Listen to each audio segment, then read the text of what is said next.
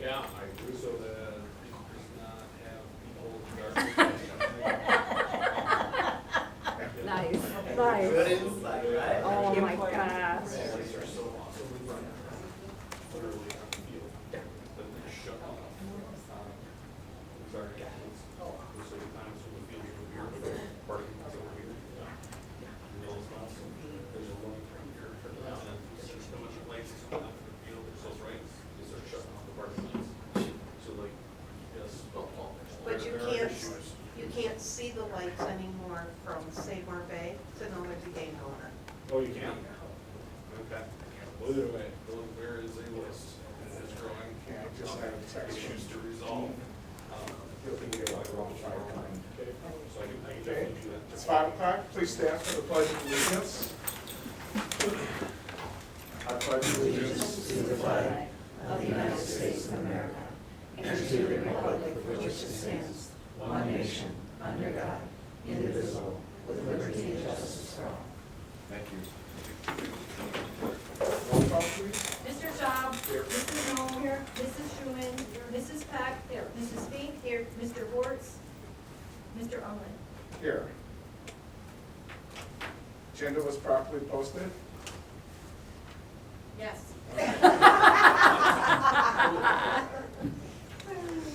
Okay, opportunity for citizens to address the board.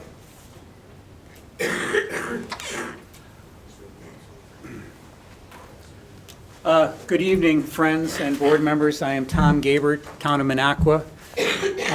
Although I'm not involved on a day-to-day basis anymore here after years of being on the board, I still pay a little bit of attention and saw that on your agenda was a proposal that has floated back and forth over the years to change the size of the board. And I wanted to give you at least a perspective on it, that when I was on the board 15, 20 years ago, we worked to make sure that there was adequate representation for the 4 K-8 districts. We talked about shrinking the board, but I think we were trying to be a little bit too cute, waiting to figure out who was old, who was done, who was going to not run for another term. And I think instead the board needs to come to the conclusion that a smaller board is a more effective board. And the reason for that is that the board works through an administrator to give direction to staff and to the community. And there can be lots of ideas and lots of discussion, but in the end, when the decision's made, the people you are giving guidance to needs to know that everybody is sort of on board. And many times when we had a 9-member board, there'd be someone who was ill or not being able to participate and couldn't keep up. Although everything comes electronically now, when I started, everything came in the mail. And Ed's grinning, he was the board president before I was. There's nothing like being the board president and hearing the adhesive of the packet being torn off at 5:02 because the board member hasn't had a chance to have the time to get the information. And so a smaller board gives the administrator the ability to have more time with each one of the board members, and it gives the community the chance to know that all of the board members have been well informed and are able to mutually agree to execute the decisions that the board made. So when the time comes, I know you've got a very busy agenda. The first thing I thought of was, oh yeah, that's the August agenda. It always looks like that. But hopefully you'll get home before 9 o'clock or 10 o'clock or whatever it turns out to be. But when the time comes, I would encourage you to support the idea. And if you have questions, I'd be happy to answer them. Thank you so very much. Thank you. Mr. Winch, can we have you stand and just introduce yourself, please? I'm Scott Winch, just here to observe tonight and speak with the board a little bit later on to see where things are at and potentially look at an interim superintendent job here. So thanks for having me. Thank you. Next on the agenda is the board vacancy. We have large seat for Ann Hunt. We do have a candidate, and if you would like, you can make a brief statement to the board. Sure. My name is Ross Peterson. I know some of the people in the room here, many of the people in the room here. Give you a little background on me. I worked in the private sector for a little over 20 years for a Swedish commodities trader. Retired. I was a senior vice president when I left there. Retired, we had moved started in Appleton, went to Miami, Florida, went from Miami, Florida to Sweden for 3 years. Our youngest daughter was born there in Sweden, and then we moved back to Miami, and they wanted to move us to Hong Kong because of an acquisition we were making that I was helping make, and just decided that it wasn't in the cards for us and our 4 kids. So retired 11 years ago. Before I retired, I served on 5 different boards in Brazil, Hong Kong, China, Spain, and Germany for that company and some of our subsidiaries and partners. So I have quite a bit of board service there. When we retired and moved back to central Wisconsin where we had a lake place, I decided that I had to keep my days busy. So I was a high school football coach, varsity football coach there, one of the assistants, for 7 years. And also ran for school board, was asked to get involved with the school board. So I was on the school board there for 3 terms, 1.5 terms as president, and went through 2 cycles of hiring new superintendents, which was a good learning curve, and did learn a lot there. When we decided, Stina, who's going to be a senior here now, when we decided, when she was in 8th grade, she said, "Dad, why don't I just go to school up north?" And I said, "Well, you're my new favorite child," because I get to move to our place up north. But then I decided, I stayed on that board and stepped down as president, but went through just here recently hiring another superintendent. So quite a bit of board service, both in the private sector and with school board. Since we moved up here 3.5 years ago, I'm also serving as a director for the local Snowmobile Club, which has been fun, another different board experience. And I'm also on 5 committees and the vice president at the Minocqua Country Club. So staying busy, and I was approached by a couple of different people within the community with this opening, and just decided that I would come and meet Bob Spooty here just a few weeks ago and fill out some of the initial paperwork, and then Sean invited me to come here tonight and talk to you guys and see where it goes. So thank you for having me. Thank you very much. Then I need a motion to execute board policy 142.5 to determine and appoint board vacancy. Second. All in favor? Aye. Opposed? Okay, motion carries. Then I need a motion to place into nomination the following slate of legal candidate for the vacated board seat for Ross Peterson.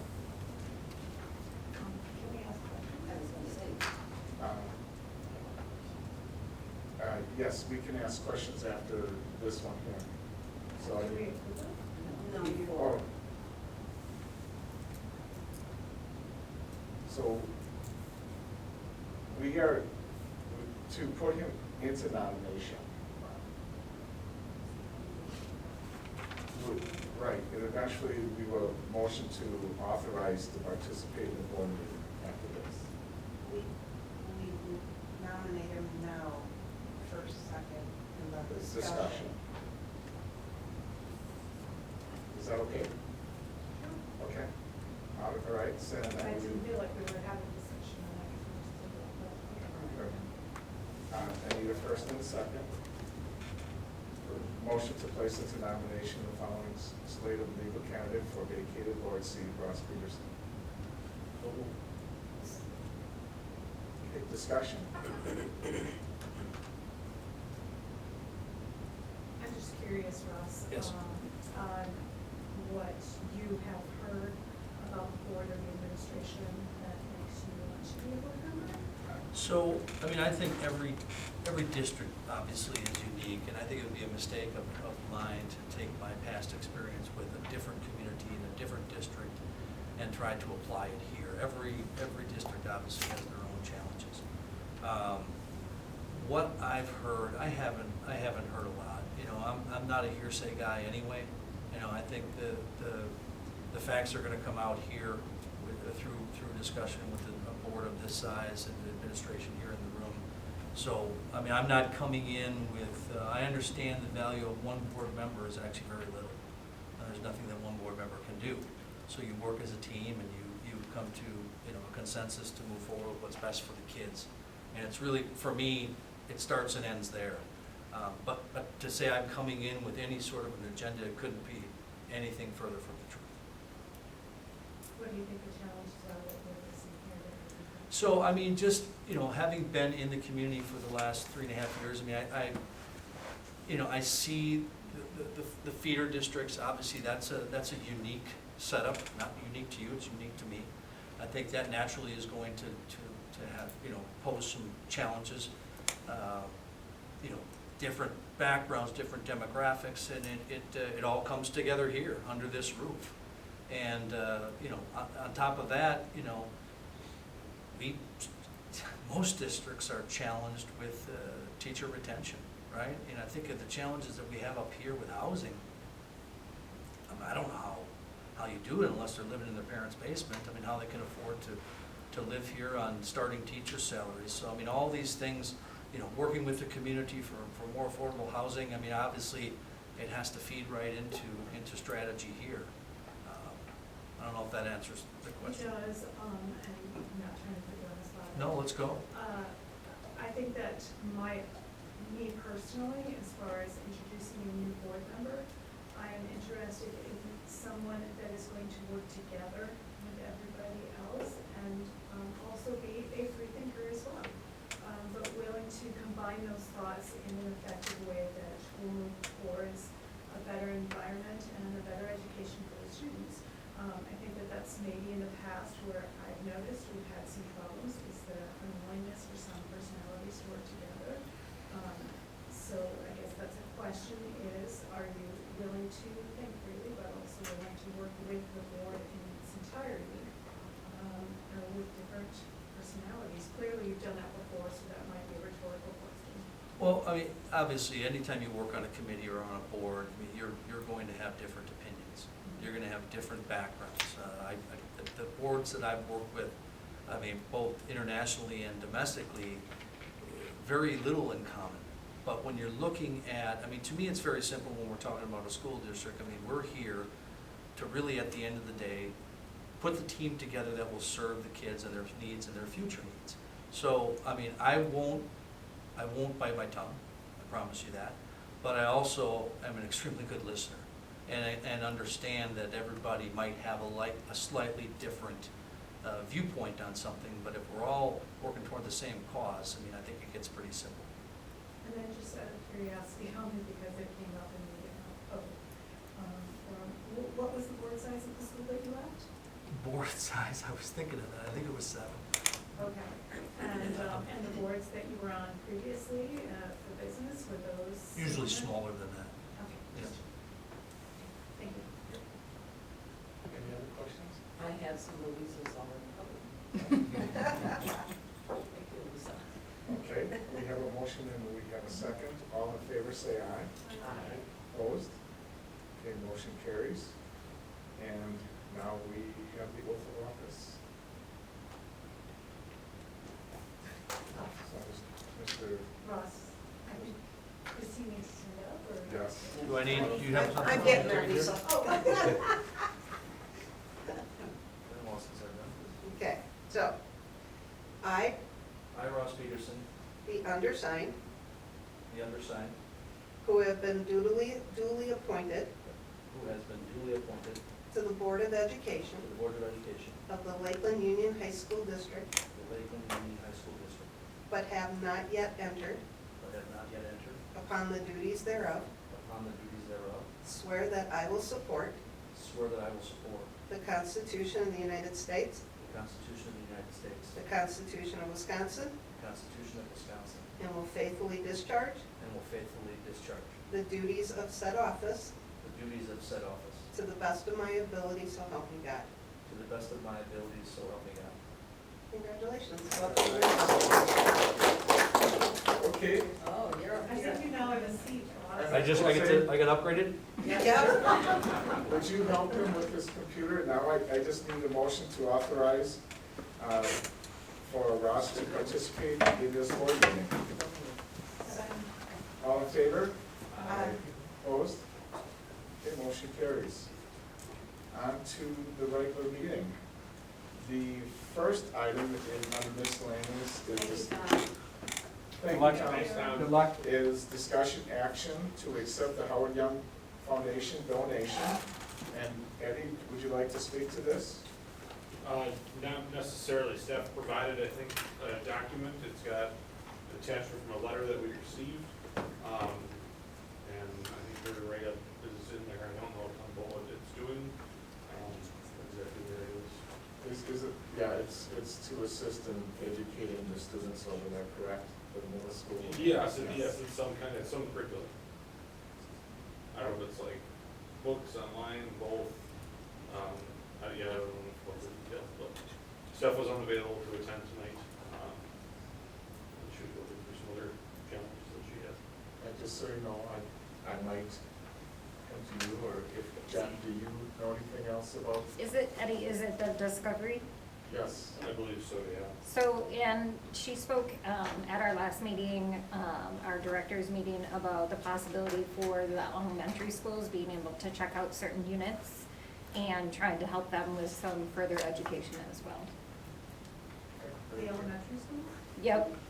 So is this something that the elementary schools are contributing with? No, I believe it's fully a Howard Young. Oh, okay. So we're just approving the donation? Correct. Okay, a motion to accept the Howard Young Foundation donation. Second. Roll call, please. Mr. Shaw? Yes. Mrs. Knoll? Mrs. Schuman? Yes. Mrs. Beck? Yes. Mrs. Fink? Yes. Mr. Wertz? Mr. Ross? Mr. Peterson? Yes. I knew that was me. Mr. Arlen? Yes. Okay, next item is the approval of not only the ticker booth, but also the walkway and fencing and the ticker booth by the Lakeland Union High School District Foundation, Inc., just under $117,000. Eddie, is that something you could speak on a little bit? I can speak just briefly. There was a construction meeting last week. To my understanding, the proposal has a few unknowns yet. So due to some changes, there's been a gas line in the way, and Joe's been out there a number of different times, as well as Emily and a couple of guys from the construction crew. And in short, they're kind of going back and forth with the location. I think they've got it squared away now. But as a result of kind of moving it around, because at one point it was going to be over by the fence, like where the track is, it's now going to be closer on the building side. There's just some additional costs that have come as a result. And so they're looking at the possibility of up to 20-ish thousand extra beyond what is the 116 number that is in that top of summary sheet. And we don't know that exactly yet. They're still kind of grinding out those exact details, but that is all that they have at this time that I can share with you, with something that I'd be confident in. Yes, Lisa? This is not a donation, this is a in-kind exchange, and it is a contract. If we read the letter that Ken Carroll sent to Bob Snoody, she's asking for Eddie or Bob to sign a letter to contract that they will get free lifetime sports event tickets for members and board. This isn't an altruistic move, and I don't feel like we should accept this. It is more of a like-kind exchange. If this were literally given as a donation, like the Howard Young Foundation gave the money as a donation without strings attached, then I would be more inclined to accept this and put it towards what they wanted it towards. But when you ask for all sorts of things to be connected to this donation, it no longer makes it a donation, it makes it a contract, and she wants it in writing. So therefore, I do not think that we should accept this, and I don't even think we can accept it. Proceed. I would agree with Lisa on one part. I would be willing to accept the $117,000 as a donation, but we have not accepted donations with strings attached before that go on forever with no end to them, like giving athletic tickets to these people, whoever they are, and how many there are, and for how many years. Is this supposed to go on? We've never done that before, and I don't think we want to set that precedent. All right. So I would be willing to approve the 117, but nothing beyond that, Without attachment. without attachments. I also think I'm okay with the plaque. I'm not okay with the plaque with the board members on it. We're not putting a plaque out there with our board member names on it because we approved a $4.5 million project. When they want a plaque with their board members' names on for a $117,000 donation. First of all, I don't think that that donation is specifically from those board members. It's an accumulation of what others have worked for up to this point and what others will work for after this point. And so I just feel like it's a little bit over the top. Okay, just to let you know, what they would like to do is they want to put a plaque that will be paid for and installed by Minsker and paid for the installation attached to the ticket booth, stating it's from the LUHS DF Foundation Inc. Then, Actually, just for the sake of Ross, do you mind if we read you the letter so that she Sure. can understand it? would he have access to that? He would Jose? not have access to it because Ross sent it earlier unless. Well, it's part of our board documents, but, okay. I don't have the letters. The email is, Where in our packet again, is it from, it wasn't under my ticket. Correct. it's, There's a link. That's it, this is a comic summary sheet. I don't think I have a packet. I have an agenda here, but okay. You don't have a link one yet. I think he's working on getting the link. maybe he did. I The just- link agenda. Other people. The foundation will provide a donation of just under $117,000 upon completion of the Booth's fence and walkway. The foundation will be involved in ribbon cutting and dedications, newspaper pictures, and press release with donation coverage. We have a granite piece etched to match the granite plaques on the bridge pillars to provide continuity on the campus. The community complex plaque will be dedicated to LUHS from the LUHS District Foundation. Provide school crest, approved logo, and names of the executive board. The plaque will be professionally installed by Minsker staff as to secure it properly to the ticket booth. Placement will either be on the front or side, whichever is more aesthetically appropriate. Plaque will be maintained by LUHS and remain on the ticket booth for the life of the building. The cost of the plaque and installation will be covered by the foundation. The foundation board will be provided passes for all LUHS games excluding championship contests, for all LUHS sports and activities as an annual contribution to the district foundation for its members' boards. I believe this covers the scope of the work of the expectation of the donation. And there's a couple of words after that. Did Craig Nicholas ask for that for Incredible Field? Yes, because it's on the field. No, did Greg Nicholas ask for tickets for Incredible Field? Oh, I wasn't on the That board. wasn't, no. Did Lenz ask for tickets for that field? I'm not seeing this as a donation. You know, and though we have a new addition that was built many, many years ago, I don't know what year was that, but Well, there's a 75 and a 98. well, it's 75, and the plaque on the wall, I walk by it every day. So tonight, it lists all the school board members' names that were on. Do you think we should put a plaque up for when those school board members here? Well, I'm just There is saying one. this, you know, On the press box, do you think we should put up a plaque with the school board members here that approved that? you know, I don't need the notoriety, but I'm saying it does happen. I don't think they do either.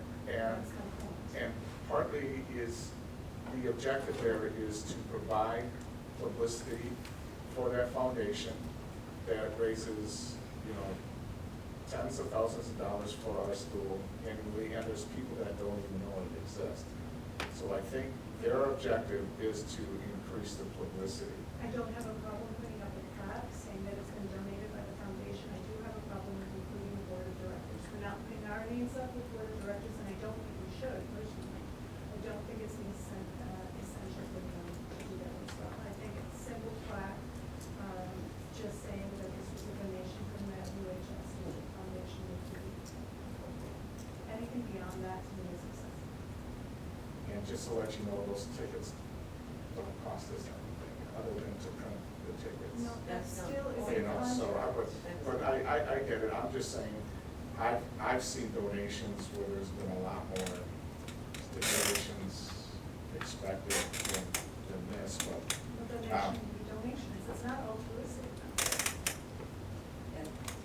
Yes, Do we have any idea how many people are on that board?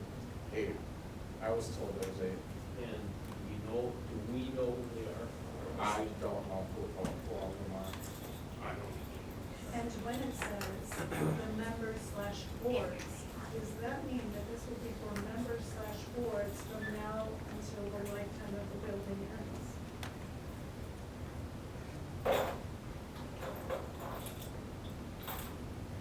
It's somewhere here, the LUHS board. Sure, and then at the very end, it says for its members/boards. Well, then, we make a motion that it's just for the board for a specific year or something. I make a motion that we accept the donation only without any strings attached. Okay, so now let's take this one step further. No, I just- Somebody wraps, We did a second, yeah. Second. somebody wraps the stadium or somebody does something out there and they want their name on it. Sure. Are you gonna say yes or no? The name, are we putting a full board on there? That's I not mean, what we've I'm got asking. incredible field on That's- there, and actually, we're about to accept the policy that we just discussed in policy, and you know that, because you were, you Not were there. at the last meeting. But we were discussing a time frame on this as well. A lifetime of a building is a long time frame on this. I would consider, the minute any changes are made on that building, then that plaque can go down, because obviously somebody else had to donate another funds that we use. Correct? I don't know, I mean, if all of a sudden somebody comes in and says, here's 400,000, I want my name on the field, are you gonna tell them that this is your done? We have the name on the field. This is different. This isn't a name, this is a foundation. And it's our foundation. Correct, and it's backed by lots of people that make Yes. lots of donations, not 7 or 9 people that just make the decision on where that donation is going to go. Just like 9 of us making the decision on where our funds are going to go. We don't put our name on the building for that. So are you okay with the So, plaque that says the I district's just said that. foundation? I'm fine with the plaque with just a donation from the district foundation. I do not agree with putting board's names on it. We're not doing that for ourselves, and we put $4.5 million into that. I don't think that it's appropriate for a $117,000 donation. And I have no problem with no board members' names on it. Okay, and I have no problem with saying it's been donated by the LUHS District Foundation. Okay. And their logo. I don't care if there's a logo. I just don't agree with having the board members' names on it, and I don't agree with the attachment of having, the tickets and for members/boards for the lifetime of the building. And I don't agree with us taking care of it entirely for the lifetime of the building. Again, I think once changes are made, then it's no longer their money that's being applied to that. It's somebody else, whether it's the school or another entity that chooses to make a donation. Okay, but once they make the donation and it's built, it's ours. Correct. What I'm saying is, she's asking for this plaque to be on that building for the lifetime of the building, no matter what changes are made in that building. And I will agree with putting that plaque on until a change is made to that building, because that means that other funds were needed to upgrade that building, and it's no longer LUHS District Foundation funds, unless they're the ones that also continue to provide. Okay. Eddie, what's the difference between a gift and a donation, please? Different policy right now. Sorry. Are you looking at the new? No, I'm not looking at the new one all because it doesn't go into effect yet, but just the wording, I know there's something IRS-wise with the wording of a gift and a donation in which you can request something for your donation or your gift. Do you know that off the top of your head? I don't. Okay. I know we've discussed it. I have policy 7230, the board reserves the right, however, to specify the manner in which gifts are made to to define the type of gift, grant, or bequest which it considers appropriate, which, again, that's what I'm saying, whether I consider this appropriate, and to reject those which it deems inappropriate or unsuitable, which is what I'm saying, is that I deem this inappropriate or unsuitable with the connected contract that she wants. She literally wants this in writing as a contract. Okay, so is this legally a If accepted, the gift? board will attempt to carry out the wishes of the donor. Again, we need to make sure that we're going to accept it appropriately if it's the case. Okay, my question is it legally a gift or legally a donation? Well, they don't use the word donation in our policy. I know, and Our policy uses gifts, grants, and requests. We're lumping it all together. So I don't know where I've you're. brought this up in the past, that the Okay. IRS has talked. You did, but we won't, like, we wouldn't pay a tax or anything like that, because we're a public entity. So if somebody were to receive a donation that was taxable out of this private sector space, we're not gonna pay tax on any donation that they're giving us. We don't pay tax on incredible No, fees, for example. what I'm saying is there was wording that I had, and didn't bring it with me, that said, you know, to gift somebody something, you just gift it. A donation, I mean, I'm donating to the softball team, I'm donating to the golf team, I'm donating to, you know, this charity. Does that not? I'm just, But it's all one lump in our policy, so I don't understand why we would make a distinction outside of the policy when it's all lumped together in the policy. I've asked for the policy to be Yeah, changed but in the past, and it It's isn't. irrelevant at this point, because we're dealing with the policy we have. Yes, So therefore, it doesn't matter whether it's a gift or a donation or, either way, it's all lumped together in the policy, we have to consider it that way. Nobody knows who's on the board, right? no. Well, I know a few people on the board. Well, there's, But does it matter? Yeah, I well, don't- to I me, don't- it does matter, because chances are, these people will never use these passes, okay? And I'm not gonna turn I down don't- $116,000 just because of 2 or 3 passes. I am, because it creates a precedent, so now we have strings attached to any type of donation that we have. Again, did we ask this Greg Nicholas? Did he ask it of us? Did we ask this of Lens? Did they ask it of us? This isn't a donation, and again, it's got strings attached. That's all I'm saying is, if they are willing to give it without these strings attached, and I'm even fine again with a plaque that just says only that it's a donation from the Illinois Justice District Foundation, that's fine. And that plaque will remain on until any changes are made to that building. And then that plaque, we have the right to take it off. But I'm not willing to accept this donation with all of these limitations.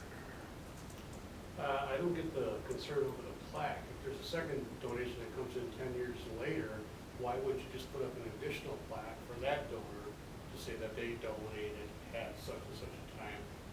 If you want to get even more specific, you say after so-and-so donated this much at that time. I mean, it's, So when the football field goes bad, and we have, let's assume, Trig come in and say, hey, I'm gonna build another football field, will we keep Incredible Field on there and have Incredible Field and Trig's on the field? well, this is a No, we little would bit make different a change. situation because just We in would the make a field, change. you're talking about changes or additions to the building that already exists. The field already exists. and I'll let you know that they spent a lot of money on upkeeping that field. So there's been changes and the name is still there. Sure, and that's something that we just made a change of policy for, which we haven't accepted. So again, we have to deal with the policy that we have. I'm just saying, I don't think it's appropriate to have conditions, especially the conditions that she has attached to these. I think that they're And a it's- little bit exorbitant. Again, for it being a foundation that's meant to help the school, it seems like it's also, in this case, she's asking for things that are meant to help the foundation themselves, which is not appropriate. And it's not her. I Okay, understand it's the she's asking it foundation. in the letter, which means Right. she's representing the foundation. right, it's So the I am foundation. saying it as a representation of the foundation. How about we call the question,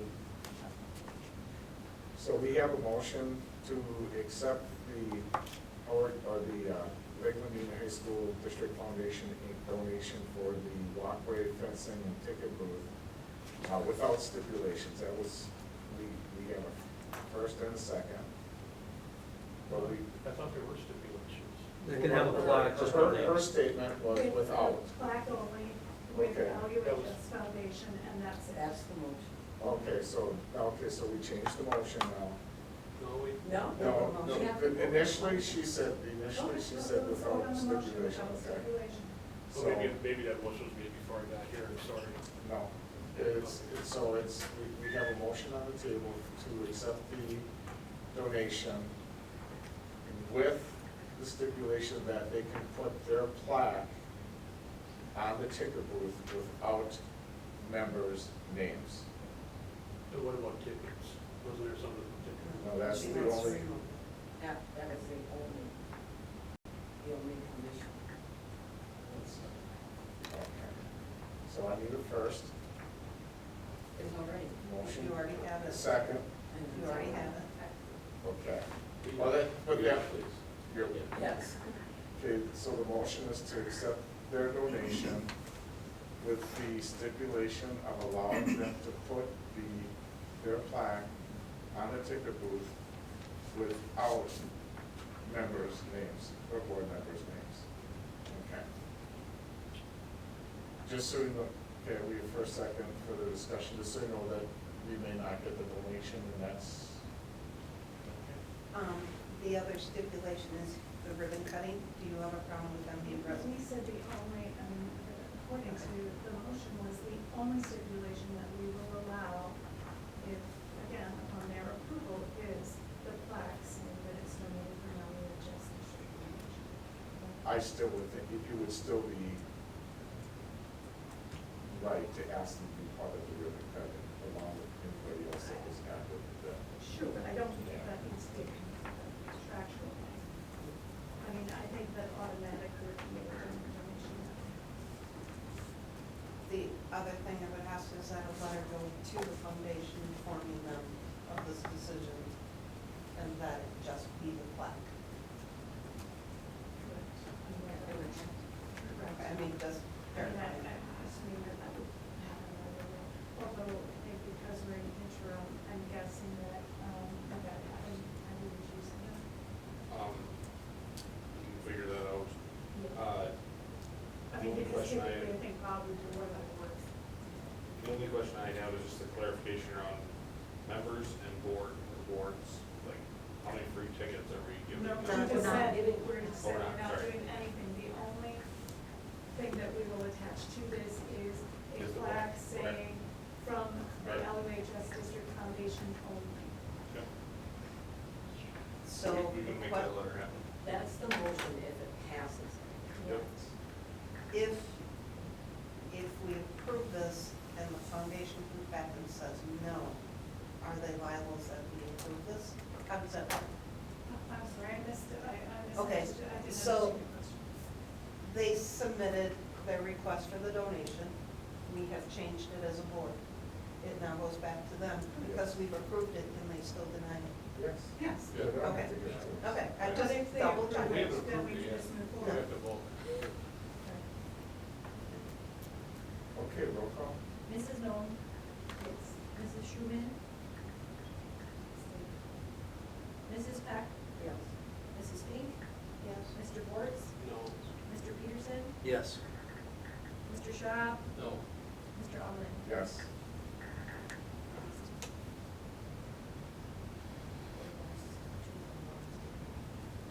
And then, if they deny it, they can come to us some more.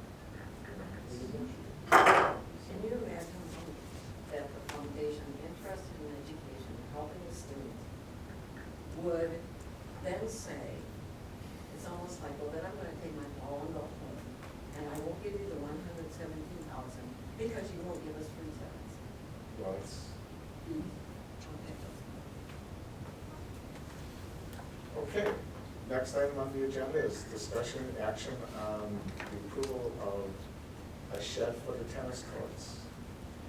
This one, I'm gonna skip. This one's been months in the making. So Joe just got here, Joe's been all over this, like, literally in all the angles and checking it out, getting up to speed. In a nutshell, last year, the tennis coaches came and said, hey, you're gonna put this beautiful tennis court, we're gonna have these nasty sheds with, you know, basically rotting wood and poles and maybe some soft floor, et cetera, et cetera. On top of that, the space inside, I'll just say, was inadequate. There's stuff everywhere. So, in short, what this proposal tonight is, Joe got some prices and just kind of did a nice job of getting us something that's nice, simple, not overwhelming. We're not gonna concrete slab and drag power and all this other stuff. We're literally gonna put a building on a flat excavated space with some stone, so it has good drainage and it's got some windows in it, so it doesn't need electricity. It will be behind, if you're looking at the tennis court, there's that wall that you can fit the ball against. It will fit completely behind that. It'll be a little more than twice the size of the two that are there, so they have more space than they currently have. And basically, we'll get all of it sorted, like I said, in one place, nice, clean, new, updated. So hopefully, we don't want to talk about tennis courts for a long time. But they seem pretty comparable. Does it matter to you? They're comparable except for the countryside has a $6,000 shipping add-on. They're made out of Central Illinois. He found this out this afternoon, by the way. So really, they're not 12,000 each, it'd be a difference between 12,000 and 18,000? Yes. And the up north is, they're in partial, right, they're the ones on 51. So it's 3 to 4 weeks after they receive a down payment to setting the shipping. And I believe that they have the funds. We're gonna bring you a preliminary budget next month, again, our revised preliminary, we'll update it with a couple things, we'll make it working, and get it in there, so I'm not worried about it. And what do we currently have with the contingency fund for the stadium project in tennis courts? Roughly. My understanding is we're running pretty close to like what was projected, like we have not dug deep into those contingency funds. And we're actually getting very close where I should be getting like some final bills and cutting some big checks, so. I know, I think I've got the last one on my desk for Musco, for lights. There's just a couple other ones, things with DOB and stuff like that, so hopefully maybe at next month's meeting, we're in a place where I can tell you, here's where we landed, give or take, you know, ticket booth, a little bit of wiggle room there, but yeah, hopefully we're in that place where we can get all those things done, certified and paid. So you think we might have some of it left? I think the contingency, like, I forget what the total was. It was like 300,000. Yeah, like, I don't think we popped much more than 30 or 40 of it. Like, so I think there is definitely some real room in there. From what I know, when I brought you a preliminary budget last month, when I had a conversation with Bob and Anna, it was like, there's probably about 1.6 million in bills yet to come, if things go to plan, and that is what I brought a budget for at the last meeting. So, yeah. Okay, so I need a motion to approve the storage shed from Up North Sheds for a total of $12,643.12. And to approve the auctioning of both sheds as they have exceeded the useful life. You also didn't include, sorry, or didn't get updated, there's also Todd Tron. That's the next motion we'll talk about. Oh, okay, all right, sorry. I have a motion and a second. Okay, discussion? I have to ask this question. Would this be a beautiful job for our people in the shop? Yeah, so, I mean, when I go right on campus, we supposedly have kids that are going out to work, supposedly. They should have some background. This is not a difficult job, you know, to build this. I'm just asking a question. it's a good question, I What don't are the know. liabilities on that? What's that? What are the liabilities on that? Oh, well, we're doing on school property. Well, in fact, he And moved our himself kids went off off school property. property. I'm just curious. Yeah, It- I'm just asking, so. The only issue there would be is that we would have to wait. It would probably be a year-long project. I don't think so. We build houses in a year with this. Right, but, Our issue is at the level that those students are at right now. We have 0 students sign up for capstone. So Well, we, there's no cap. yeah, so we, for upper level construction, we don't have that course running. We have base construction, and those students are still entry level right now. And the school year hasn't started, so there's a level of acclimatization that will take place for those students. So in the future, hopefully, but we're not at that point right now. That's it. Okay, roll call. Mrs. Knoll? Yes. Mrs. Schumann? Yes. Mrs. Peck? Yes. Mrs. Fink? Yes. Mr. Bortz? Mr. Peterson? Yes. Mr. Shaw? Yes. Mr. Arnold? Yes. And then the next part of that dealt with the excavating. One was from Miller Excavating, which was $1,750, and then the Schramm Excavating for site preparation was $750. Is that correct, Lee? Yes, sir. Is there any difference in the bid and what they're providing?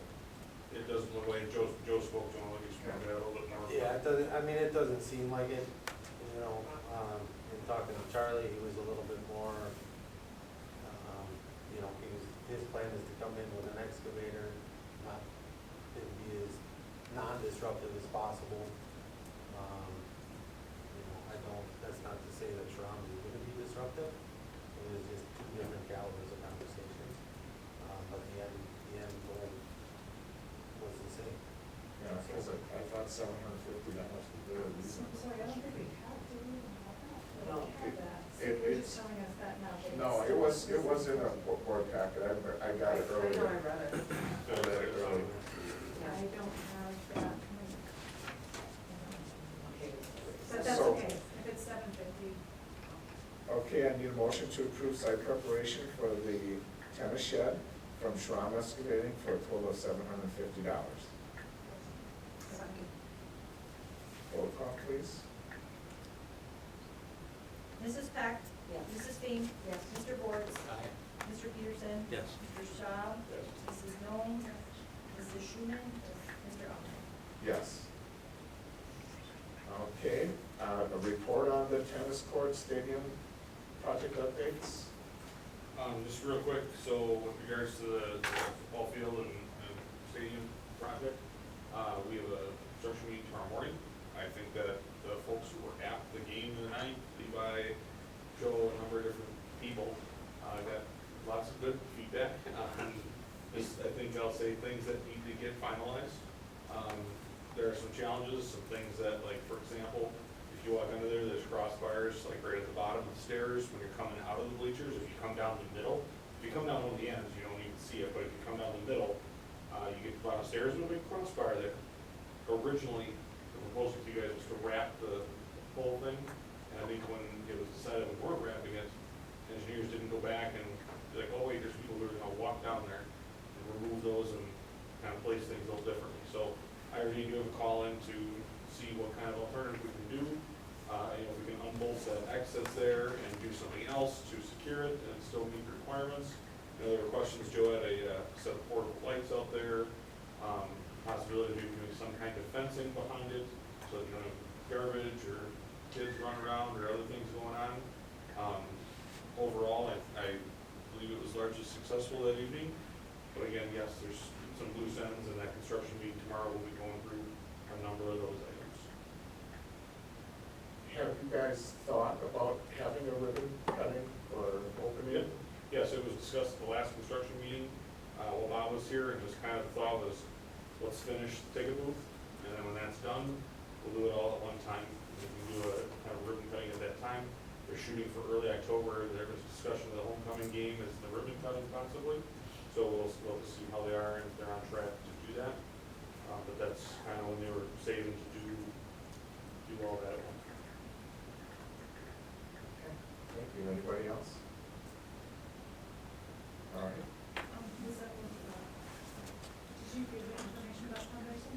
No, that's next on the agenda. Oh, okay, well, you had mentioned it, and I didn't know who it was. Okay, next on the agenda is a report on tennis court stadium fundraising. Yes, and I don't know anything about really what's going on there, and the only thing that we are doing any of that. I know the tennis project is done, right? If we cut our check, it's going out the door, and all the project is done here. shed. There isn't tons left. I know we're talking about some gravel possibly, because there's some drainage issues, but, the original project that was contracted is completed. Red Coat Roof is done. Myself personally, I would still like to see us channel some energy into fundraising to help offset the cost of that project so that we can put more into education. Number one. Did not talk to you at all about what you were doing? All he said is that he reached out to some people and they never got back to him. They're still where it goes. Okay, very good, thank you. Discussion action to approve the athletic training service contract. And David, you talked about, or was, I don't know that you have to actually approve it, like, it's continuous and ongoing. You just have to provide notice if you don't want to do it, is my understanding. So, my understanding from Bob was that we're not changing anything, and Emily didn't mention anything, so it was just more of like a update so that you know that we're good, we're covered, that we need this in place for another year. I believe it's got a rollover provision, you just let them know if you're not going to do it. And that's expires, right? Yes, it was 60 days, pretty sure it was a 60-day notice. so no action is needed. I don't believe so. Okay. Very good, then we will go on to approving the 24-25 preliminary budget. Yep, on that night, we did a presentation on it last month and talked through it. You'll get updates next month. I think we're pretty well hired. I don't think we've got tons of people left. Like, do we even, no, I think we're like at the finish line of hiring for the most part. So we'll have a good number, I think, next month, and we get pretty tight on that. That's challenging. Every district is going through some hard times finding good people. So I need a motion to table the 24-25 preliminary budget. I guess stop, isn't it, the 25, 26? Is it for this Is coming it- school year? It's 24-25. It is, okay, thank you. Okay, second. All in favor, say aye. Aye. Opposed? Okay, we will table it. Discussion, action to approve the 24-25 contracts list that has been updated. You can table that one as well. Okay, motion to table, So, second. I'll second.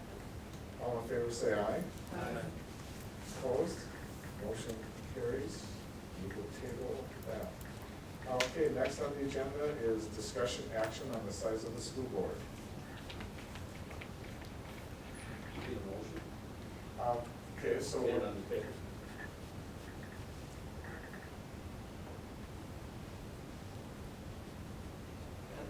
I'll make I a mean, motion. yeah, I don't have a motion in front of me, so. Yes, okay, let's make a motion to, take our 9-member board and reduce to 7 members. Okay, motion's been made to reduce the school board member size from 9 to 7. I'll second. Okay, discussion. we had this discussion last meeting as well, about the comments that were made where if you have people out there that are willing to be on the board from the different districts, why do we reduce the size?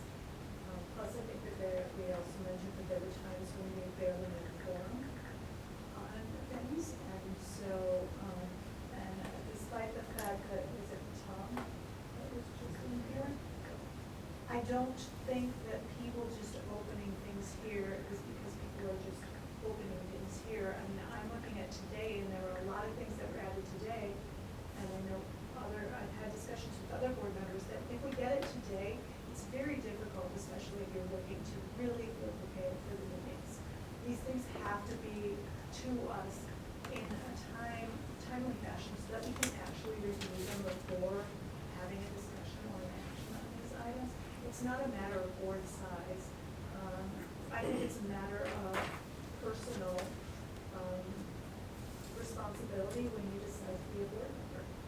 That you are going to read these things ahead of time if there's the possibility. And then it's also a matter of making sure that this information is to us in a timely fashion so that we can make educated responses to these actions and these discussions. This also takes, wasn't it, I didn't go back and review everything, 3 years 3 years. to put this into place and a cost to us to do this? Because we have to get it on certain ballots? There's no, really. Okay. But it's a long process. Ed responded to that. Well, we first would have to make a decision at our annual meeting, and let the people vote on if they want us to. That's the step we want. Was there anything in our bylaws that says that we could or couldn't, or? Yeah. There was something way back when I had Lisa check it. Say what? There was a conversation made in one of our board meetings that there Right. was a reason why we were a 9-member board when it originally started. And Lisa was not able to find anything that Okay. said why it was 9 other than all 4 feeder schools have to be represented. Not in 1956. Okay. I didn't find that. I can't. Okay. I was gonna say, because I. It started out as 9, it was We weren't always location represented. changed by You know, month and then. back, all the way back, I can tell you that for sure. Every April. All the districts were not represented. Okay. So there was a change that said, okay. Change was to make sure that everybody did get represented. Which is what Tom gave us as well. Okay. Yeah, because I remember there was discussion that talked about you would have to slowly eliminate one and then another, but eventually it might take 3-4 years to get down to 7. Yeah. Okay, and then that would be something then that our interim or our new district administrator would have to tackle. So are you asking for it to be brought up at the annual meeting? That's what this is. We have to act on this motion first. To make it defeated. Any further discussion? No, it's about question. Okay, Yep, the motion has been made to reduce the size of the school board from 9 to 7 members. To go to the annual. Okay, to go to the annual meeting. Just a quick question, I'm new to this, why? Just, Efficiencies? Yeah. Just- that's my personal thing. Well, if you read, Yep. listen to Tom. I did. Everything he said. People just weren't engaged. What's that? Too many people that just weren't engaged. The Tom's comment, maybe I think you can correct it, from what I gathered from Tom, and maybe I heard it wrong, was people are opening their packet here, which to me is not a problem with size, it's a problem with the person on the board. Not understanding the responsibility and being able to read the packet before you get here. That to me doesn't have to do with size. I think, I wrote down when I moved it in here, Tom made another comment as well, and I didn't see, I got a chance to see the information. I mean, again, to me, that's more the administration, sorry, just, the administration getting us the information in a timely fashion. Again, I'm looking at today's, and I just looked at this last night again for updates, and I still didn't have that with this. So to me, that's a difficulty for me as a board member to feel effective when I don't have time to look at this. And that's not a board problem or a board size problem, that's administration getting us the information in a timely fashion. Right, so it has nothing to do with people on the board, the members.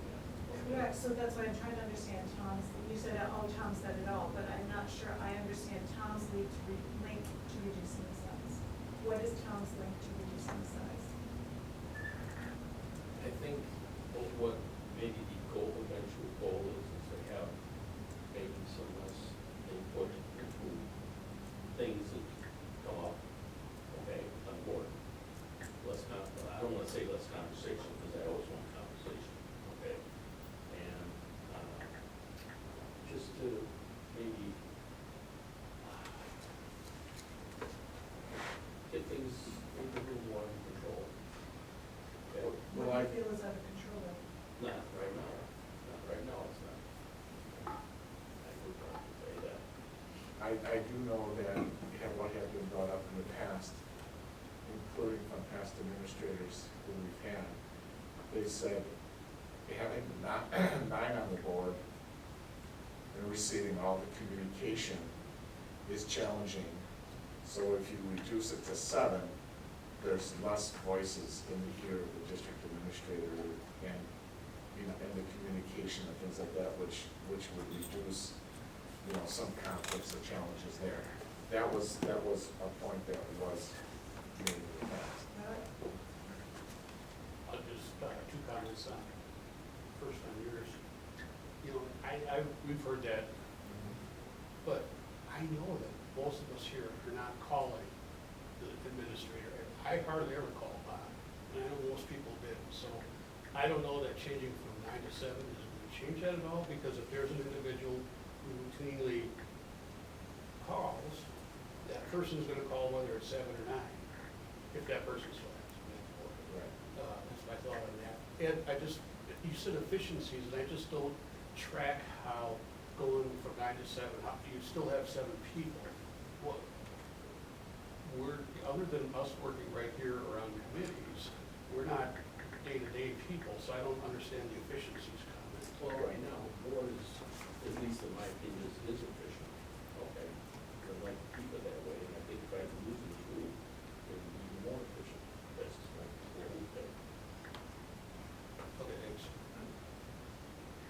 One of the things Tom said is that if we lower it to 7, there's more time for the board to spend with administration, and that's one thing Bob said. I don't want any more communication with the board. So I disagree with that comment, that if we go to 7, you know, I can see where if an issue comes up, a lot of people are communicating, but Bob didn't want all of us contacting him. You know, and I've told you before that I could go either way, you know, on this. I'll deal with it either way. I almost think that what you're getting at, and the kinds of things that you're talking about, come down to board behavior. It's board member behavior. Whether there's 7 people or 9 people, it's the behavior of board members. And you have to behave whether you are a 7-member board or a 9-member board. And we just have to be better at calling those people out, fellow board members, if they are doing things that are causing problems for administration, they need to be called out. So I think it comes down to us. Lisa? I 100% agree with you, Barb. I think that we need to be better together, work together. And, but I also think that what came up in the last discussion, last meeting that we discussed this, is the same thing. I could go either way, but if we have community members that are interested in positions, that means that they also feel that they have something to give to the board. And therefore, I don't see decreasing those until we find maybe that those positions aren't being filled. And I think that at least the positions that are open now, the people that I've heard from are not wanting to be voted in by a board. They would rather wait until the April election and be voted in by the community, which is probably why we continue to have vacancies here rather than the position not wanting to. Just to reiterate, board is functioning very well.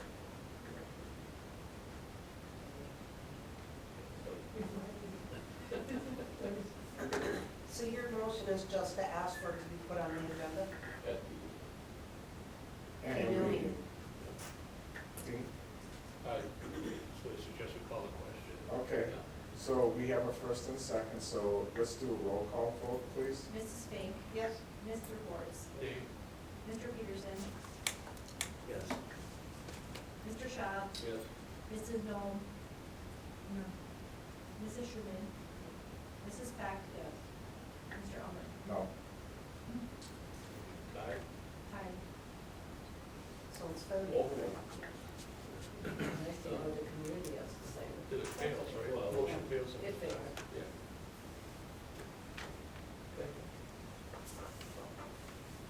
Okay, next next on the agenda is the Wisconsin statute 660301, intergovernmental cooperation agreement with MHLT for the Learning Materials Center services for the 24-25 school year. In short, we were gonna have an arrangement with the MHLT, and that arrangement fell through this past week. We will not be sharing an individual, so we are in pursuit of an individual. Katie had reached out to CCNI, and I had reached out to CC12. That came up dry, and I think we're maybe still. I'm still in pursuit. waiting on CCNI. Still pursuing, so we'll keep you up to date if and when we find someone or some agency to share and whatnot, that'll work its way back to you guys. So you might be able to do something, let's say with CISA, We may, or you are going to look to hire an individual. we may pick up the phone next and call one of the other elementary schools. Okay. And just kind of have some conversation and see where we all land. We're not gonna turn to a pumpkin if we don't have it tomorrow. We did hire a library aide, I believe that is on your agenda for the personnel report tonight. That's what let it slow and make a good decision, and try to get something that we have some future with. So does that mean you want us to table that library aid as well, just in case we need to, No. just? No, that one is, I think, good. Even if I call one of the other schools, or Katie does, like, none of them are giving us their librarian. If anything, one of them was gracious enough to share, we would still utilize that person. I believe there's, what do you call it, they're doing things in here, like there's kids coming in here and need supervision during the day, so we still plan to use that aide position. Can we use them or not? Possibly. I think they all share a similar license, actually, but yes, we do, we have to make some phone calls. So ideally, we'd get somebody from education, because they have some experience working with teachers, trying to get technology into the classroom, or using the space in that school setting, because it's a more, way that they're used to using it, whereas if it doesn't do that every day, it's probably gonna get old. Green. Why did it fall through? Just, I think some lack of communication. But Okay. either way, the original conversation was only for $2,500 worth of a person, which I don't know what's going to be super fruitful anyways. What would we say? $2,500 is probably going to get us like maybe 5-6 days. Well, the objective was so that we could have someone sign off Correct. on the report. Well, yeah. And get, yes. And we'll get the money no matter what. That'll be sent out in typically March. They send out all the money, and we already have an approved library plan. They did that last year. If you guys recall, the board approved that. That plan is good for multiple years. I forget if it's 3 or 5 years, something like that. So again, like, we'll play it through, try to get a good idea or a good longer-term strategy. I'm sure in a real short pinch, I'm looking at all the purchases that are going through there anyways, been doing it for the last 9-10 years, so I'm familiar with the list, but at the end of the day, you're supposed to have a librarian in the as a DPI on your staff somewhere or contracted. So, we'll get there. Okay, then I need a motion to table. Okay, all in favor, say aye. Aye. Opposed? Motion carries. Next is the 24-25 district organization line of staff. Who's-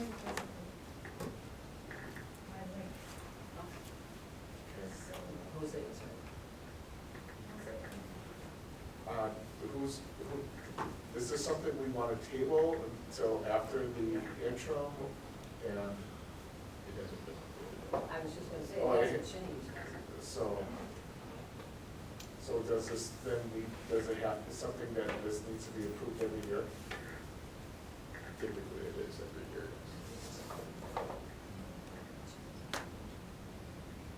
Does anyone from the administrative team that's here wish to speak to this? I'm okay with it, sit until the Yeah, I latest think, now. I think we can do it, wait. Okay, table it? Yep. I'll make a motion to table it. All in favor, say aye. Aye. Opposed? Okay, motion carries. Okay, discussion action to amend the April 22nd, 2024 minutes. Didn't we approve those? If they were approved, but there was an error. So there's an absence. There's a, There's an absence. The numbers were there, but the individual rules were not there. So all the no's and all the abstain, all the yeses were not itemized. Now they're itemized. do we have to do it? I don't know that we ever have. Because there was a no vote. Well, Okay. yeah, but we've had no votes before. Right. My No. question is that there's no video for that meeting, which I have to trust Lisa, and I do. And, Other people disagree to that. yes, but those other people also approved the meeting minutes in May. So, again, that's where I'm like, the only reason why I would approve this is because Lisa. And I had a couple other sources before the video was lost. Okay. And I notes, and I verified that. That's fine. It just was itemized. And at that, The whole group. and at that May meeting, I brought up that I was the person that voted no, and that was to get changed. And it wasn't, so now it's getting changed. At the May meeting, you. Yes, I thought- simplified it, yeah. correct? Yep. Because it said that the compensation plan passed. Can you tell me how this is different from our other votes where we just say yes and no while we want to? I mean, are we doing this in the future where we're individualizing out who says yes and who says no? Well, it was based upon money, it was a compensation plan, so it was an individual roll call. Sure, who says yes, if we do that all the time. So why would we delineate this one as opposed to the others? Because it said that no one voted no, and there was a no vote. Didn't it say? No, it said it was. No. It has a number of yeses and nos, correct? Not initially, it had everyone who voted, there's two people who abstained, and then it had everybody saying yes initially, when in reality, there was one vote no. But even like tonight's minutes, it should indicate in the one vote that Lisa Schumann abstained from the vote. It should be listed who abstained. I have listed the, so what do you want? Because I do list the abstain, but I don't itemize. You can see that I'm not itemizing yeses and nos. I would Right, see that's it what I'm as- asking, that's why I'm wondering, that why would we make this distinction on just this particular? Well, we have to say that there was at least one no vote. Sure. Yes. Okay with that. Yes. I just want us to be consistent, so we're sticking with listing out abstaining, but not listing yeses and not listing nos, just listing how many each, is that what we're being consistent with? Is that what we've done in the past, Lisa? I made a switch when the minutes were starting to get pulled every month. I tried to simplify detail, so I cut out the itemization, because we have secondary records if there were ever questions, and now we have video. Yes. So maybe we don't have to write minutes out. That's what I'm doing. That's okay, I I'm think just. there's a if law we're- that says it has to be itemized. Are you okay with the simplified? I am, but Sure. roll call. Yeah, because you do have to Unless there's a correction. get it back up. So then I do need a motion to approve the amended minutes to April 22nd, 2024 open session meeting as presented. So then I'm sorry, Sean, then that update to it will just, again, only say that there were 4 yeses, counting to make sure there are 5, not 1, 2, or 5 yeses and 1 no, and then listing the abstains, and that motion carries. Is that correct? If we're being consistent with the pattern that we've created, that we just told her that we want. That's where you and Lisa abstained. Correct, that's what, I'm just saying that she has abstaining, right? She's saying she's putting the names down for those who abstain, but as far as yes, no votes, and no votes, she's just putting the amount. You don't want abstains either, so I would. I'm just wanting to be consistent, because it seems like, to me, this was inconsistent with what we've done in the past. That was a correction. Sure, but the correction was initially, Sean, you saying that you were a no vote. So therefore, her correction then would be, again, 5 yes votes and 1 no vote. I don't think we listed individually who's voted on it, and that's what I'm getting at. Why would we start making that individual change when we haven't done it in the past? Why pick this particular one? We've done that in the past. But Lisa just said that she, for consistency, that she changed that. We need to vote on the individual packet that I sent. Because I mean, I've seen it lots of times in the past, so. Well, let's decide for Lisa's sake, which way we're going, what we're doing in the future. Listing the names or not? I say no.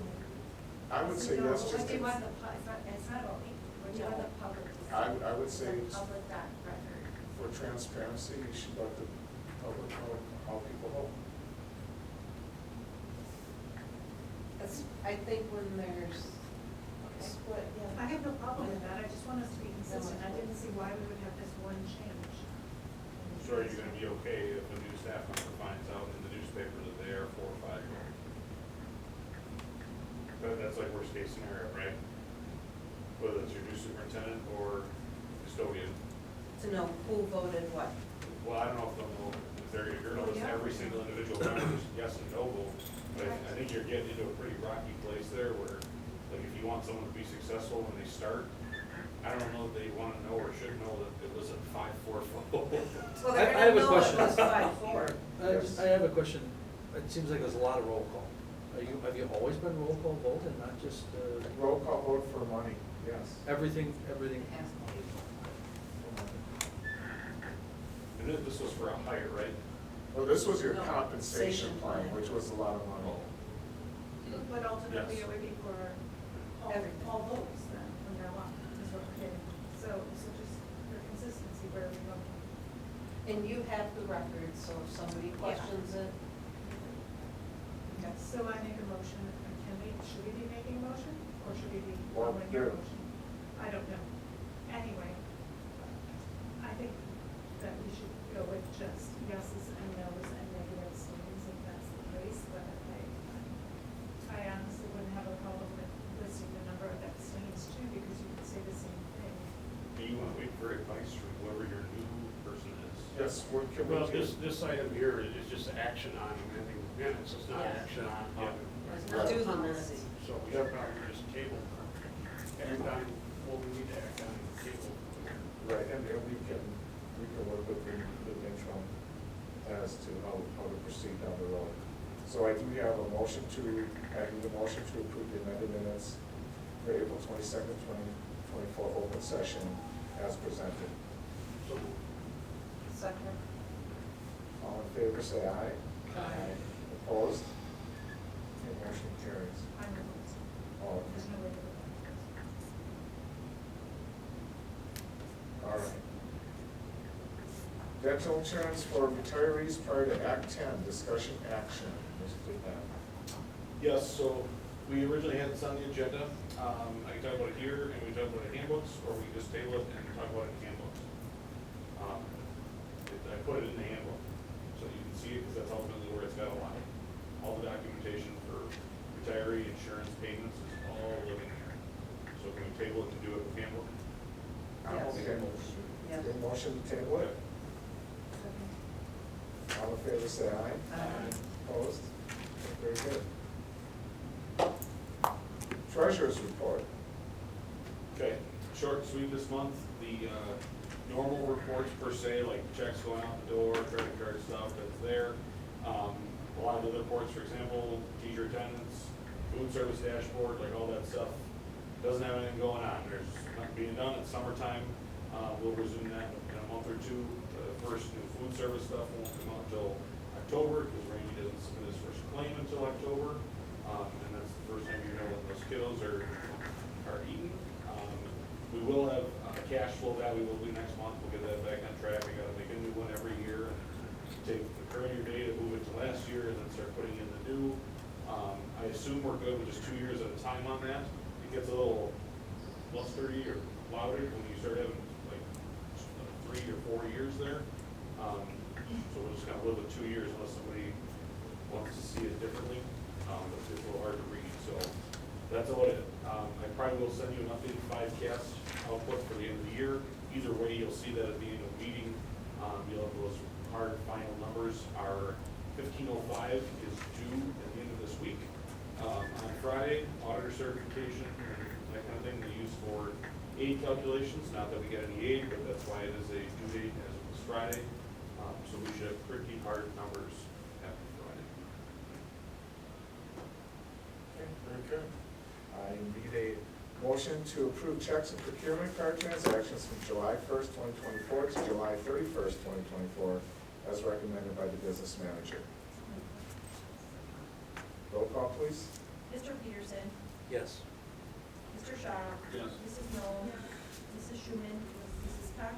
Mrs. Fink? Yes. Mr. Wertz? Aye. Mr. Ullman? Yes. Okay, next, the board agenda planner items to approve the 24-25 student parent handbooks. I'll make that motion to approve. Discussion? Discussion? We gotta update these, is that in the process?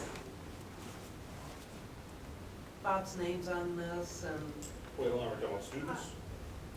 I have the student parent handbook. That's who it is.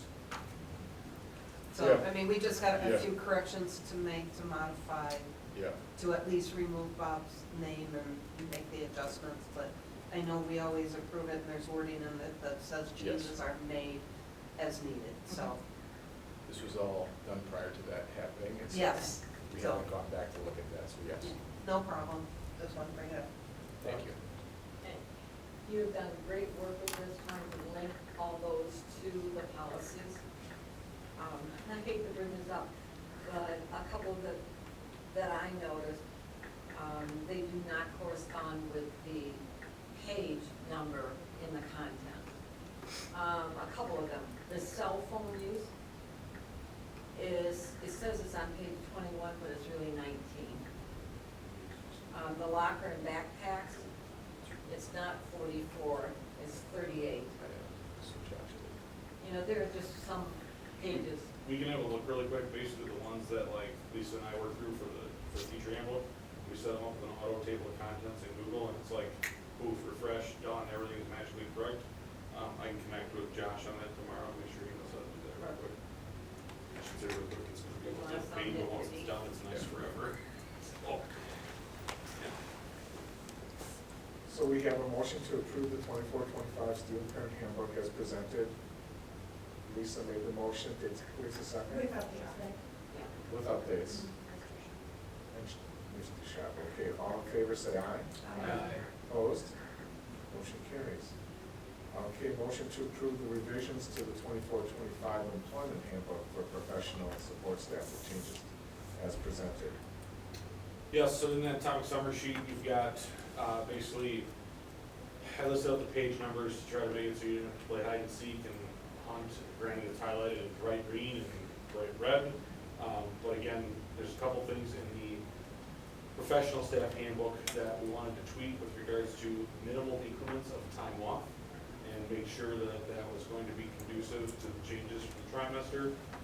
Again, still trying to protect some of that time with regards to staff and their ability to use prep time to achieve district types of goals. But in a nutshell, we think some of those changes will be good to help us align to what we're trying to accomplish. The support staff handbook, originally, I didn't do that one, we were kind of tag teaming in our office, and I was told we were gonna just make it match, and I was like, okay, well, it's good, I think we're set.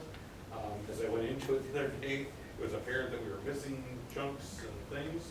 So when you look at that, you're like, wow, there's big areas where there's things being added. It's like, yes, I caught that was missing, so I put those back in, so we're not missing them. If you hold it up, or if you have two screens, and you go through the professional and you go through the support, you will see, yep, they both have this section, it just kind of goes down in that order. There are a couple of unique sections to the support staff, because they're hourly and overtime, Fair Labor Standards Act, that kind of stuff, but by and large, they are pretty darn identical. So this gets us kind of back to a place where they match. And I think the only change in there, the only significant change related to money anyways, that was not in there, we had a conversation this spring, and it just never made it, was custodial overtime on Sundays was somehow paid at a double time historically, potentially via the union agreement or something, I don't know. But trying to get that to fall into line with the FLSA, the Fair Labor Standards Act, so they get time and a half. They will, I did leave in there double time on holidays. So for example, when they do it's the youth hunt on New Year's Day every year, they will get double time on a holiday that they're not supposed to be there. But outside of that, regular time or regular Sundays, Saturdays, that'll be a time and a half. And I told Joe we'd have a conversation about potentially doing mileage and things, like when those guys come down from Mercer or wherever else, paying their mileage to get here to do a building check. It usually takes, I don't know, like 2 hours or whatever while they're here, and they get paid while they're driving and stuff, but that's kind of where we're at with that, to bring it into line with the rest of the practices for all of the other groups in the building. How much were teachers being paid when they subbed for another teacher during that project? They're in 35.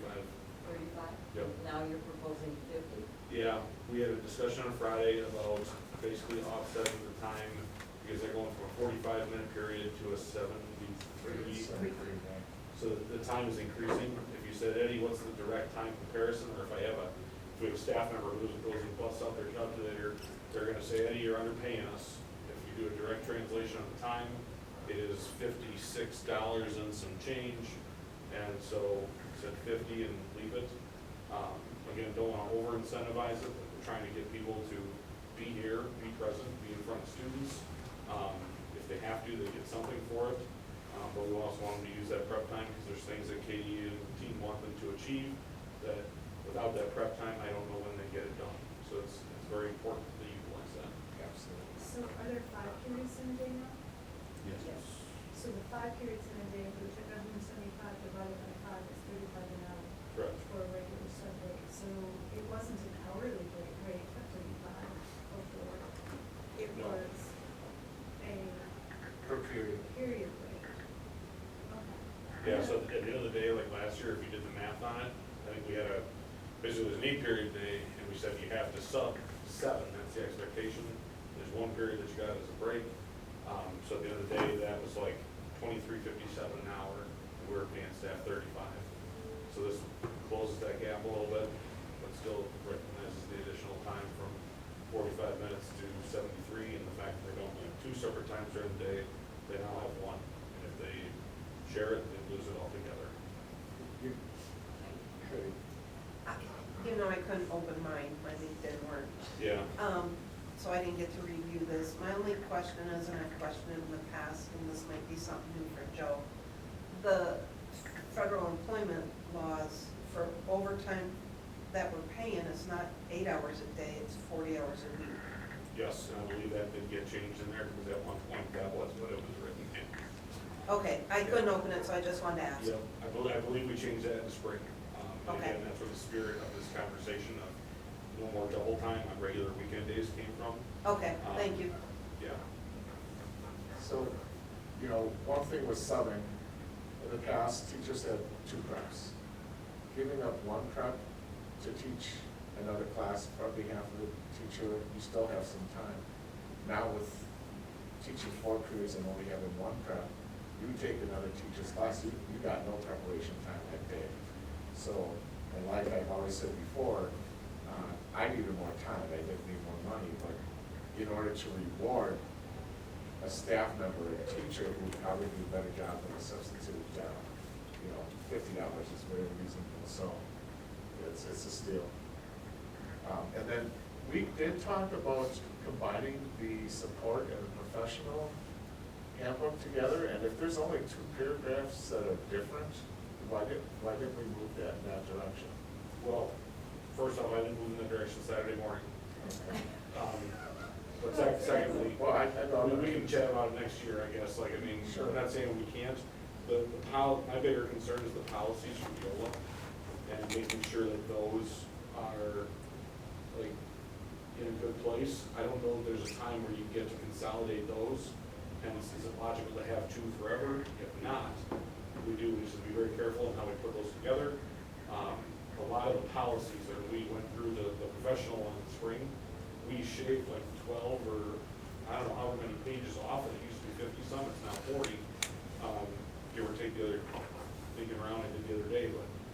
again, you gotta add all the 4,000 series policies then into that book too. Because it's, well, 3,000, but you need 4 if you're gonna support staff and yourself. And some of the policies are different, most aren't, but some are. Just if there's just a few policies, a few paragraphs different, I just Yeah. thinking it'd be easier for I'm you. not opposed to it, it takes a ton of time, like for Lisa and I to It do all was that. one thing Bob was gonna have me working on, to do what Eddie did and compare them, to be able to bring it together. Okay, motion to approve the 24-25 employment handbook for professional sports staff with changes as presented. All in favor, say aye. Aye. Opposed? Okay, motion carries. Now we get into board committee, charter school. I guess one is me, I know LAC on autism meeting, but the charter school did have a meeting last week Tuesday.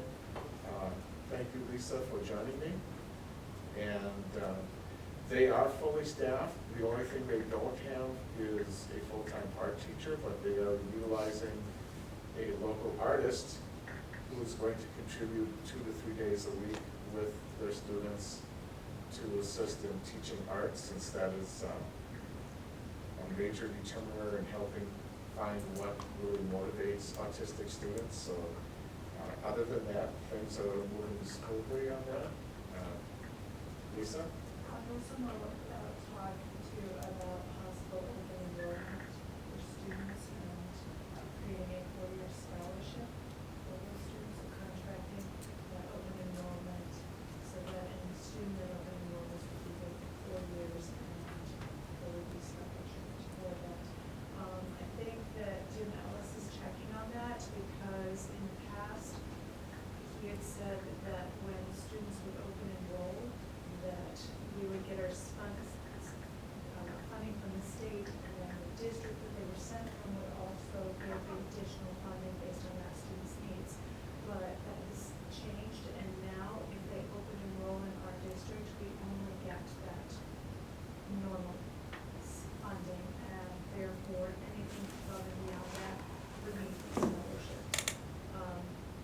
I think Sean mentioned there's just a little bit concern on whether that if anything happens, we are stuck with paying for that student. If that funding, if that scholarship ends up going through and we're contracted for 4 years, then the district will be responsible for that student. So I think that Jim Ellis is checking up and seeing how other schools were handling that, so that, again, we wouldn't have to be concerned about financial liability and things like that. But in the past, typically, Jim has said that they don't have special needs. And the one thing with the scholarships, they said that the foundation will be funding it. So there's no doubt that if someone is given a scholarship, the foundation will be paying for it. I mean, it's not gonna go away. There's money there that's set aside to fund it. Any questions? Okay, policy? Well, it's in your packet, the changes that we are proposing. So if you have any questions about it, it's pretty straightforward. They were only minor changes, just trying to clarify things. Okay, a motion to approve the miscellaneous policies 0100, 7230 as recommended by policy committee. Discussion?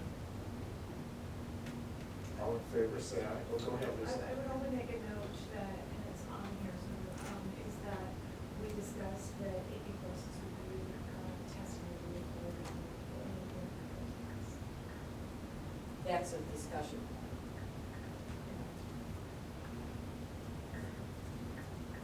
All in favor, say aye.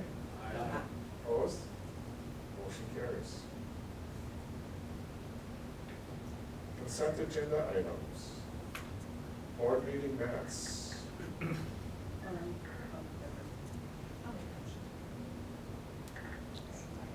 we? Yeah, we're doing the whole consent. Just do consent. Okay, then I need to pull the resignation of the English teacher. Ethan?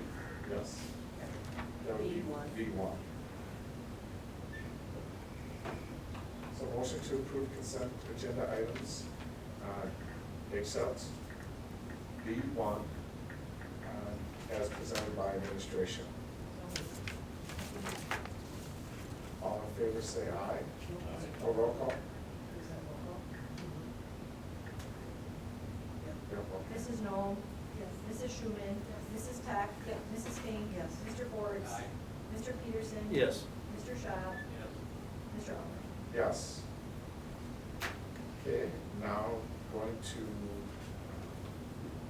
personnel items. One, resignation of LUHS English teacher. Are we going to be assessing the leave? Yes, I'm glad you brought it up, because I was gonna ask her, kind of have a question really quick, if nobody else did.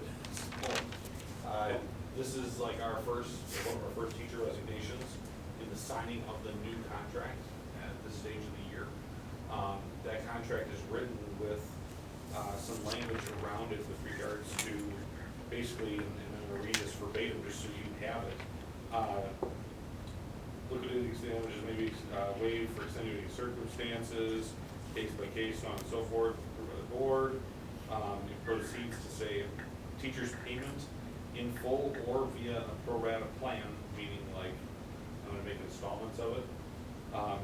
Must accompany the request for release from the contract in the form of a certified check, cash or money order. If payment is not made, the district has the right to withhold liquidated damages for monies due to said teacher.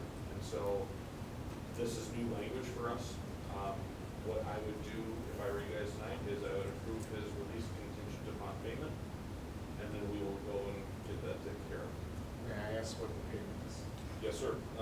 It is after August. Now, when is his letter dated? Sorry, and just the date of the letter matters. So as long as the letter is dated after August 1st, which I believe it is $1,500. So how should that motion read, Eddie? I would just say we will accept the resignation pending payment of liquidated damages. August 13th? Yep, so $1,500.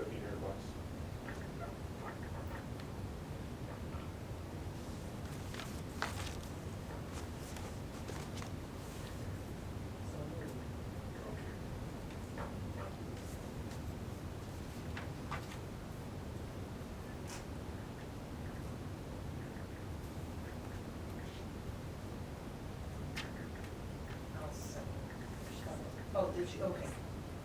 I didn't hear, I heard Barb, I'm sorry. Okay. Accepting resignation of Ethan Yaki, subjected to liquidated damage stated in the contract. We have a first and we have a second. Roll call, please. Mrs. Schumann? Yes. Mrs. Peck? Yes. Mrs. Fink? Yes. Mr. Forbes? Mr. Peterson? Yes. Mr. Schaub? Mrs. Knoll? Yes. Mr. Oliver? Yes. Thank you. Thank you. Principal items, or excuse me, action to approve overnight activity trips. Oh, that's part of the consent, okay, thank you. Principal items, thank you. Yeah, all right, so first thing for me on the list, just kind of walking through our process to begin the school year. We had our new staff onboarding days that took place the first week of August. Once again, we continue to make this process more efficient, but also more encouraging for staff when we're joining. Our new staff members this year, again, reiterate the fact that this is the most unique experience they've had being onboarded to a district, but feel very welcome. I want to give a shout out to Jose and to how much work he did on the forefront to make sure that technology was in the hands of our new staff members and ready to roll. Last year, when we did new staff onboarding, he was walking in the door as a new staff member. And it was all rolling for him, but he really did tremendous work. Did we waterboard him when he came in? No comment. We also gave our new staff a tour of our district, of the schools where our students come from, just so they can understand the immense size of the Lakeland Union District and just the diversity and the unique nature between our schools and where they come from. We were not able to get into MHLT and meet with anyone because the principal had just resigned 2 days prior. When we met with District Administrator Dr. Ernst, and Ashley Zemke as their curriculum instructor. And then we went to North Lakeland, and Brent Jelinski gave us a tour of North Lakeland. And we finished with Jocelyn giving us some feedback about how ABW operates. A tour of Lac de Flambeau as well, with some immersion and understanding our tribal population and some of the dynamics that our tribal students approach education with was a very important component that we go through this with. So that was our new staff onboarding process. As far as staffing goes for us, so we kind of talked a little bit about this. We are fully staffed, I'll say that with air quotes, because we've had to do a little shifting. We haven't had applicants for 2 positions that were open, so we moved and shifted internally, one of which being our science position. Our applicants that we had, none of which were from the United States, all of which were out of the country applicants that went to be able to get visas to work here in the amount of time they start school anyway. The same held true for our English posting as well. So in that process, we shifted a teacher from the Voyager program into a science classroom who was willing to take on that spot, which left us an opening in the Voyager room. One of our teachers coming out of retirement for a part-time position, just retired last year, Nancy Morris will be coming back to help us out a little bit. And then we also had a new addition in there, so grateful to be moving forward with that. And also grateful for Devin DeGurney, who functions as a para in that room right now, or that classroom right now, to be able to kind of hold the program together. And Devin's doing tremendous work. We're hopeful that he will continue on his path to get a teaching license to hopefully someday be a part of us as a full-time teaching staff member.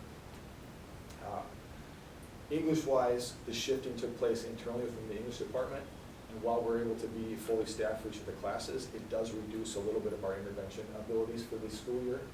Something that we're not super excited about, but we know that, you know, in tough times you got to take some different measures. So Tony Giese will be doing a split between intervention and filling in some of those classes that Mr. Yankee had taught. We are not filling or leading the classes for media productions because our enrollments were extremely low in those areas. And so because the enrollments were below 5 students, we just dropped those sections and reassigned those students to other classes. So we don't have someone with that skill set on staff right now. If we determine that moving forward, if we do that, are able to find someone. Questions on the staffing? Have all the kids gotten their schedules?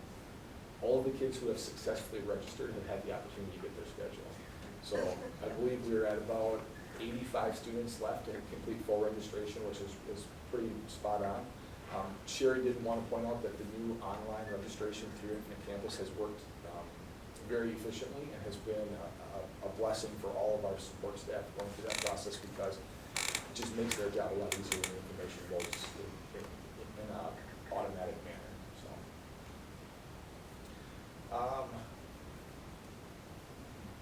Tomorrow night we have our open house, something we're bringing back that we hadn't had for at least the time period that I've been here. We want to give students and families an opportunity to access the building and just know where they're going to school. Not a required time period for our staff this year because the contract or the contracted days that we had laid out were already kind of placed prior. Moving forward, it's our goal that we would have our staff here as well. Many of our staff have agreed to be here though, even though it's not contracted time, just to support students going through the building, finding their lockers, which they'll be using for the first time in their high school careers for most of our students, and just getting used to the flow of where those classes will be.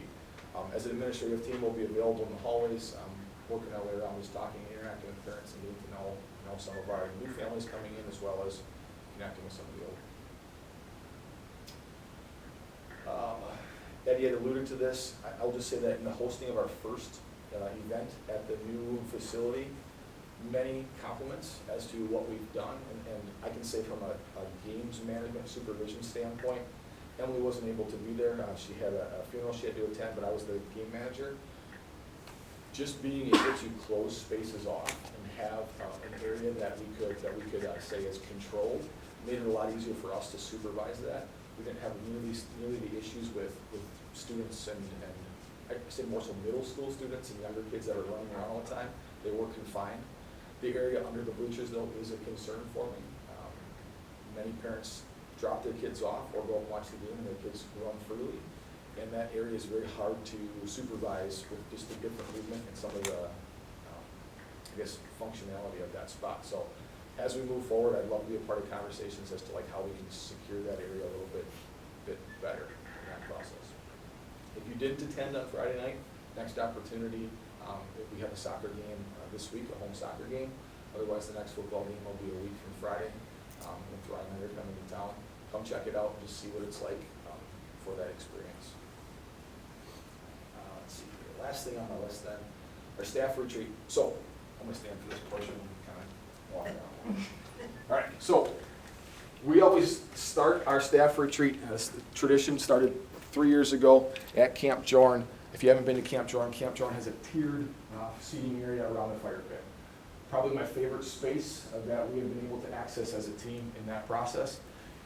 Fire pit, tiered steps, and you look out over Rest Lake. So the first year, we sat there and we said, we need to have something kind of profound that we stay and we go through. I was nominated by our team to be the person that delivered that message. For me, it's like my passion to be in front of a group of people and speak from my heart. So I did that. We talked a little bit about just putting to rest some of the ills of the past.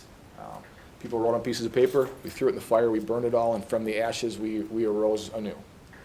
So last year we talked about the joint effort that it takes to move forward and what each piece matters to this puzzle that we go through. And so we had individual pieces of wood, everybody wrote things on it that they contribute to our team. We put them in the fire, and then we lit the fire saying that you're important to our fire. This year we brought it back to the idea of when looking at the fire, there's a ring around the fire, and it's intentional, it's purposeful. And the reason for that is because if we all burned individually as our individual fires, right, we could not accomplish the things that we needed to accomplish that we can as a group, but we could also maybe burn out of control and be dangerous. And so the fire ring is an important piece to ground us all in the same purpose. And so our staff t-shirts this year, big flame on them, right? The idea behind it, right, just Lakeland here, but the backside says to fuel your fire. And there's one of these for each of you. I hope we have size available, but we have them over here on the other side at the end, so if you want to grab one afterwards. The idea behind this, though, is that in multiple levels, one of which is fueling your fire. It's like you have to figure out the things that you're passionate about and what they bring to our overall fire. The other piece about it is we need to fuel the fire of our students to ignite for them what the future is for them.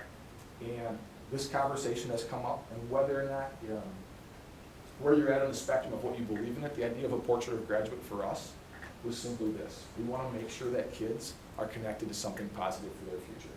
And it's our school's job to fuel that fire for our students.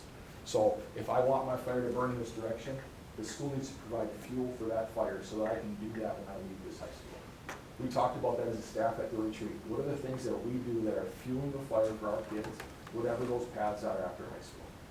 And we're going to continue doing that. And we're going to continue working forward on that. But I was just really energized and excited by just the team camaraderie that we had about a common purpose, being connected to the same thing. So we will continue this process. I can assure you, right, that we have dedicated people that are here for this school year.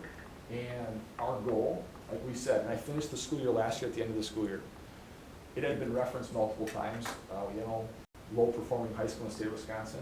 And I think one of the statements I made to our staff is we will never again be referenced as the last or the lowest high school performing in the state of Wisconsin. We're not going to function from that standpoint. We're not going to function from a deficit mindset. We're going to focus on our strengths. And our strengths are the people that we have working with our kids, and the strengths are our kids. And so this whole thing tied together in that option is, this is what we're doing. We're moving forward. We're fueling the fire for our students. We're fueling the fire for our community because we have a great team that we're pushing forward with. So I just wanted to share that because to me, that culminates what we're trying to do. That's T-shirts for awesome. everybody at the end. That is awesome. Well done. Thank you very much. Not that you would know, but our new storage shed, concession stand, bathrooms, were there any issues? There were no issues that were reported to me. Were we anticipating issues? Well, yes. I tell you what, every time you do a building, it's, there's problems. The comments in the plaza areas, though, were extremely praiseworthy. Like, people just appreciated it, and just that opportunity to have some congregating areas around that weren't gravel and weeds and what it was before was a very high regard.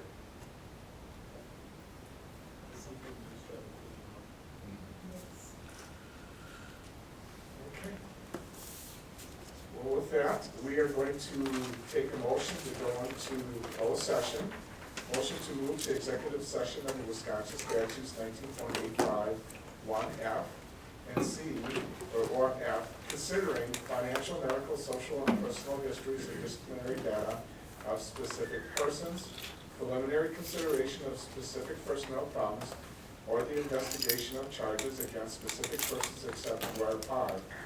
B applies which, if discussed in public, would be likely to have substantial adverse effect upon the reputation of any person referred in such histories or data, or involved in such problems or investigations, and Wisconsin statute 19.851C, considering employment, promotion, compensation, or performance evaluation data of any public employee over which government or body has jurisdiction or exercises responsibility.